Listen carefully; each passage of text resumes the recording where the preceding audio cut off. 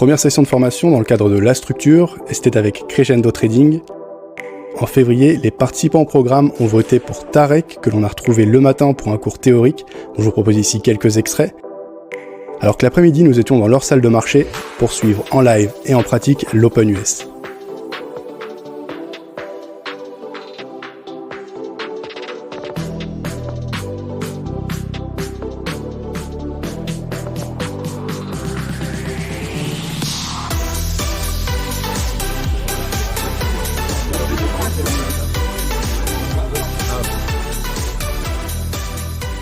Dans cette petite présentation, comment va se découper la journée, on va avoir une partie théorique ce matin.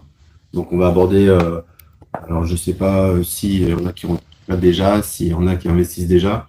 Donc on va aborder les deux thématiques, soit trading, investissement. On rentrera un peu plus dans le détail sur ce que nous on fait, quels produits on trade, quelle stratégie on trade, quelle gestion du risque on adopte. Et surtout, n'hésitez pas à poser des questions et qu'il y ait des échanges. Moi, je vais avancer, mais ce qui est important, c'est que vous ayez des réponses. Pas forcément que moi, les réponses, je les ai. C'est plutôt que vous ayez les réponses et même en dehors de moi, ce que je vais vous présenter, que sur la partie trading sur les futurs ou l'investissement sur la macro, et plus globalement sur la bourse, fonctionnement de la bourse, fonctionnement des intervenants. Vous avez peut-être des interrogations, parce que tout à l'heure, j'entendais qu'il y en a qui avaient investi sur des cryptos et autres, que ce soit un petit peu interactif. Après, l'après-midi, même si on va pas faire de vous des traders en une après-midi, parce qu'une journée, c'est relativement court, mais vous allez avoir une première expérience pour ceux qui n'ont jamais tradé, ou en tout cas des futurs, mais on va vous mettre sur des simulateurs.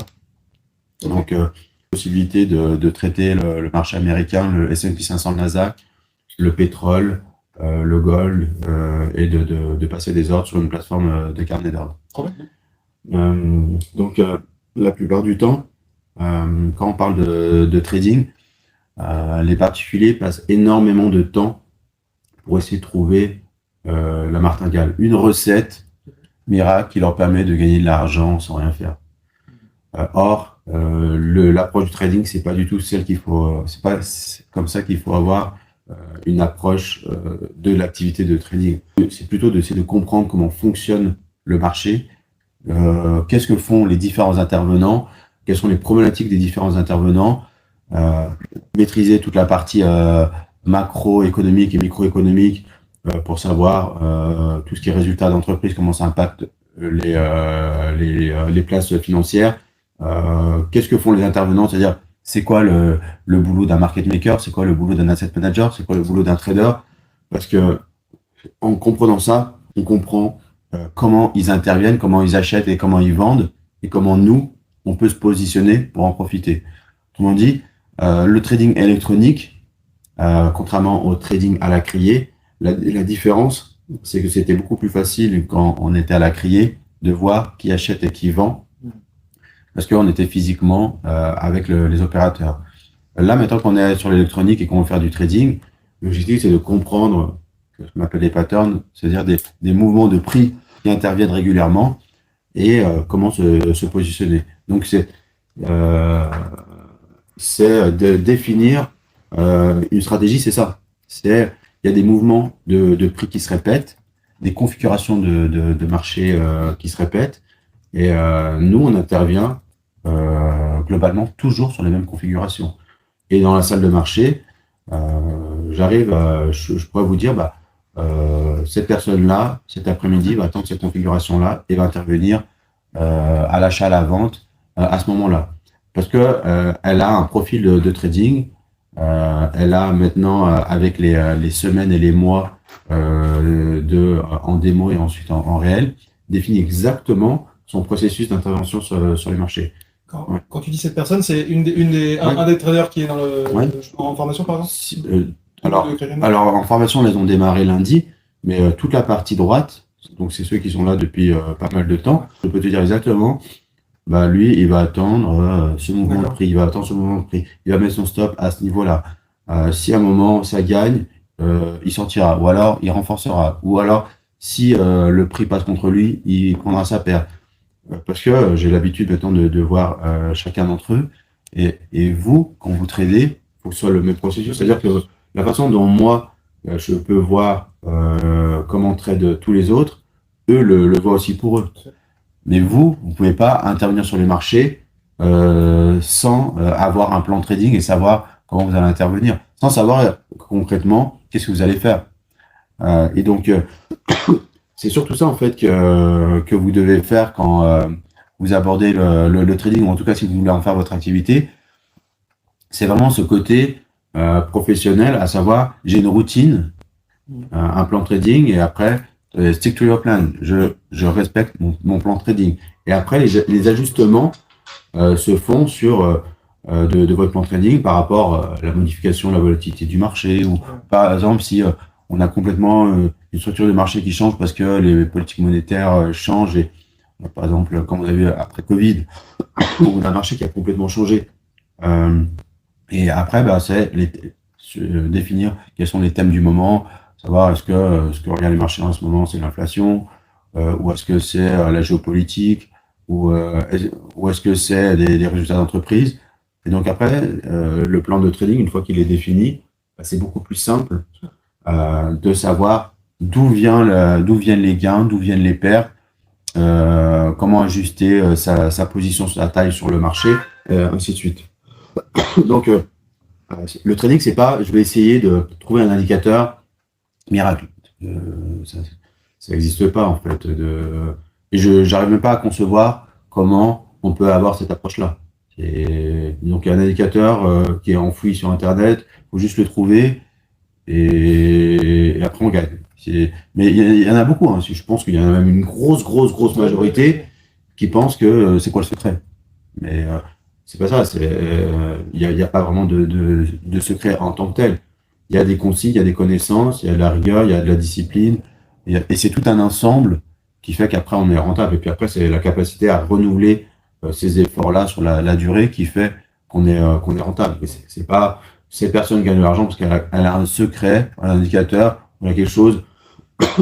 Tout ce qu'elle fait, elle peut l'expliquer, mais c'est pas ça qui fait qu'elle gagne de l'argent, c'est qu'elle l'applique correctement, elle arrive à corriger ses erreurs, elle gère bien son risque, et puis elle arrive à s'adapter dans des nouveaux marchés. Donc, si je dois définir le trading, c'est la prise de décision, c'est avec toutes les informations que j'ai, ce soit même avec les graphiques, avec le carnet d'ordre, avec les analyses, avec des sites comme Financial Juice qui donnent des informations en temps réel, avec une gestion du risque, quelle prise de décision je vais faire, acheter, shorter, et après comment je vais gérer le risque. Et donc, ce qui est important aussi, c'est de définir des marchés sur lesquels vous allez intervenir et s'y tenir. On ne va pas changer tous les 4 matins de marché. Ouais. Parce que plus vous tradez le même marché, plus vous avez l'expérience. Ça n'a jamais existé. Enfin, dans le sport de haut niveau, ça n'existe pas. Bon, moi, je suis pas bon au foot. Attends, je vais aller au tennis. Puis après, je vais faire un peu de baseball, de la natation. Il n'y a aucun sportif qui a réussi à faire ça. Et même les Michael Jordan, qui est le meilleur basketteur de l'histoire, il a dit, bon, je vais aller plier le baseball. Il n'a même pas réussi à être professionnel. Et Usain Bolt, qui est champion du monde de 100 mètres, 200 mètres, le plus grand sprinter, il a dit, bon, je cours vite, les footballeurs font que courir, je vais faire du foot. Et il n'a pas réussi à être professionnel. Mais dans le trading, c'est pareil. On peut être bon dans un marché. En tout cas, on est bon si on arrive à avoir une routine et donc à passer du temps sur ce marché-là. Donc, ça demande de la persévérance. Une fois qu'on a défini que c'était le marché qui nous convenait, mais c'est pas la première perte. On dit bon en fait j'ai changé de marché parce que ce sont des pertes.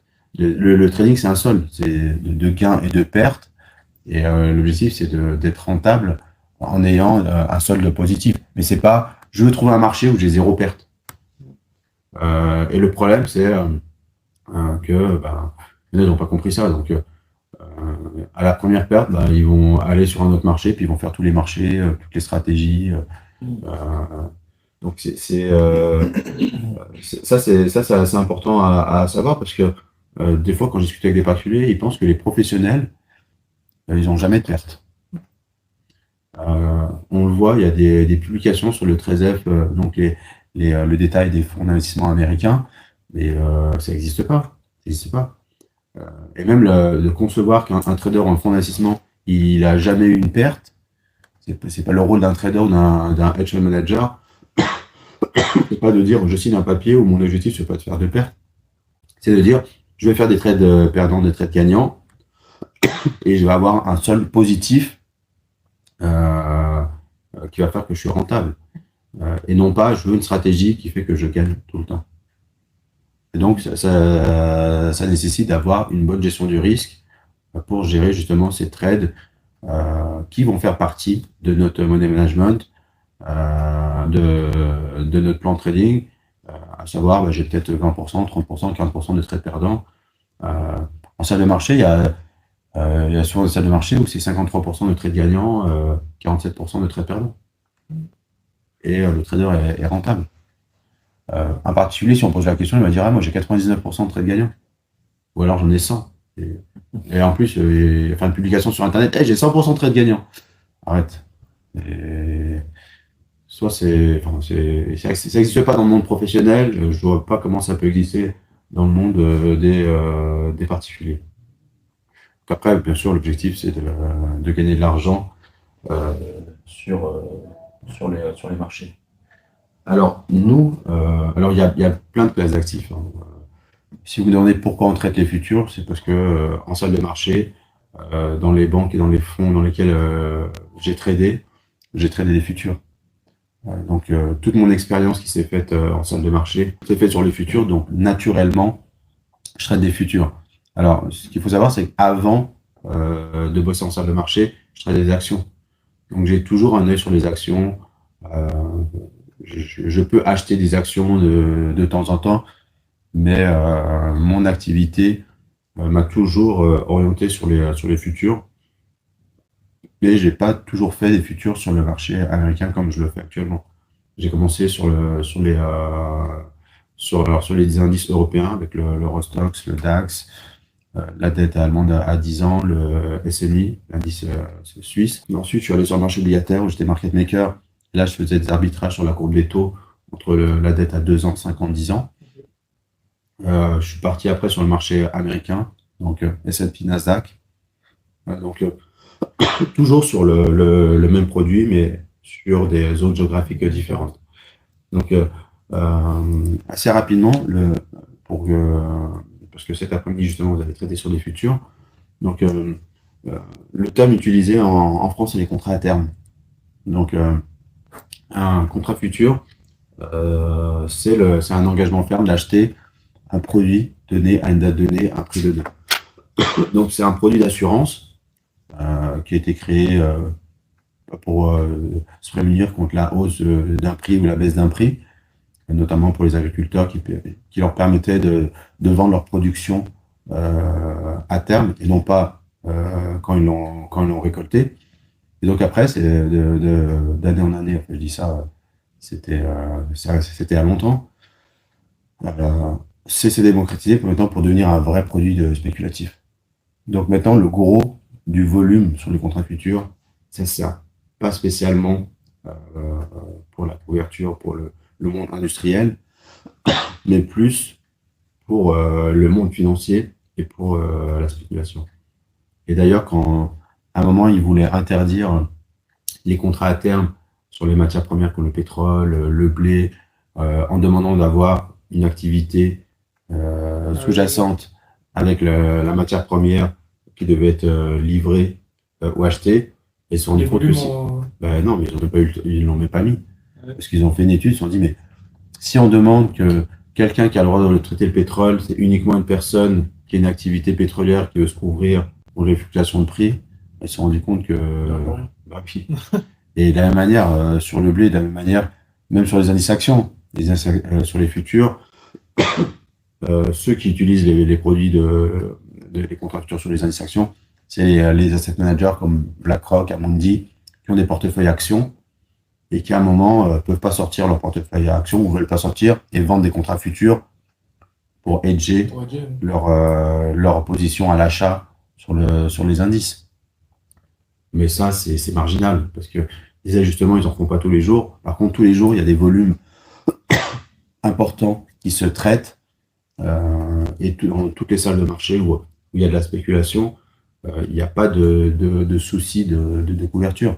C'est uniquement ce qu'on appelle du spiel. C'est-à-dire, j'achète et je vends pour avoir un profit. D'ailleurs, ça a été même le truc de contrat à terme, il a été pas falsifié, mais maintenant, même les cryptos ont le futur, quoi. Enfin, alors que c'est pas. Alors non, le seul, c'est le Bitcoin. Oui, et l'Ethereum, non? Ouais. Non, l'Ethereum, il va. Ah non, c'est l'ETF, mais en futur, je crois qu'il y a déjà. Non, Bitcoin, Ethereum. Et là, il vient de lancer l'ETF sur le Bitcoin. Et ils vont, Bitcoin. Et ils vont lancer l'ETF sur l'Ethereum prochainement. Mais les futurs. Mais les futurs sur le Bitcoin, ça reste très marginal. La liquidité et les volumes sur les contrats à terme sur le CME, c'est la liquidité. Tout le monde pensait. Non, ça n'a rien à voir avec la liquidité qu'il y a sur le S&P, ça n'a rien à voir. Alors maintenant qu'il y a des ETF, il va y avoir des opérateurs qui vont vouloir se couvrir, qui sont net acheteurs de Bitcoin et qui vont vendre des contrats futurs pour se hedger. Avant, il n'y avait aucune utilité à part de prendre un trade directionnel sur le Bitcoin, voilà, de spiel. Maintenant qu'il y a des ETF, et que les montants commencent à devenir importants, il va y avoir des opérateurs qui veulent garder leur position sur l'ETF, mais qui, prévoyant une baisse une consolidation de Bitcoin, vont vendre des contrats à terme pour couvrir une partie de la baisse potentielle du portefeuille au comptant, en fait. C'était vraiment le but premier des futurs? C'était vraiment de se hedger? Ouais, c'était sur les agriculteurs. Sur les matières premières, sur le blé. C'est-à-dire qu'un agriculteur qui vendait sa production uniquement quand il avait récolté son blé, là, on lui donne la possibilité, à n'importe quel moment, en shortant, de vendre. Parce que quand on short un contrat futur, c'est le droit de vendre le sous-jacent, le blé, à une date donnée. Donc, on l'a vu, par exemple, pendant l'Ukraine. Je ne sais pas si vous avez vu le reportage sur France 2 il y a 2 semaines sur l'inflation. Donc, t'es dedans, non? Ouais. Ah, ouais. Oui. C'était sur ça, c'était sur le blé. Ah, d'accord. Donc, qu'est-ce qui s'est passé? Le blé qui se traitait à 500-600 $, d'un coup, il passe à 1500 $. Voilà, à ce moment-là, il y a des producteurs de blé qui ont vendu des contrats à terme sur le blé. Et quand le blé est retombé à 600 $, eux, leur production, ils l'ont vendu en février, quand ils shortent les contractures sur le blé, ils s'engagent à vendre leur production à 1500 $, en juin, par exemple. Et donc, quand ça retombe à 600 et qu'en juin, ça vaut 600, eux, leur production, ils vont pas la vendre à 600, ils vont la vendre à 1500 parce qu'ils ont loqué leur prix de vente sur les marchés financiers. Donc, les agriculteurs ont la possibilité d'améliorer leur prix de vente en utilisant des contrats futurs. Et c'est ce qui s'est passé. Donc, quand on dit que les contrats futurs, que le trading, c'est uniquement un but spéculatif, il y a quand même un intérêt. Et ça, c'est dommage qu'il n'y a pas énormément d'agriculteurs qui se forment et qui essayent, contrairement aux États-Unis où il y a énormément d'agriculteurs qui sont connectés. Oui. Un agriculteur américain, bon alors c'est un autre niveau, mais c'est le côté physique avec tout ce qui est plantation, récolte. Ouais. Mais après, il y a optimisation du prix de vente en utilisant des options et des contrats futurs. Donc, je dirais qu'aux États-Unis, il y a énormément d'agriculteurs qui sont aussi bien formés que des financiers sur les futurs et les options. Ça fait partie de leur bagage. Ah oui. Alors que c'est pas le cas en France. Et comment ils peuvent faire du coup de vendre une production réelle de blé, je sais pas, en tant de tonnes?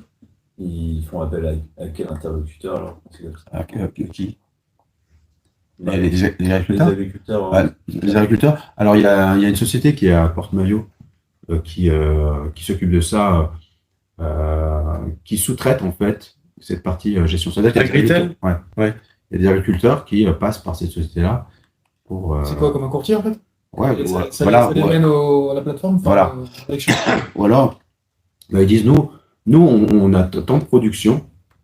Si le cours est amené à monter à tel prix, bah, est-ce que vous pouvez vendre une partie de notre production à terme?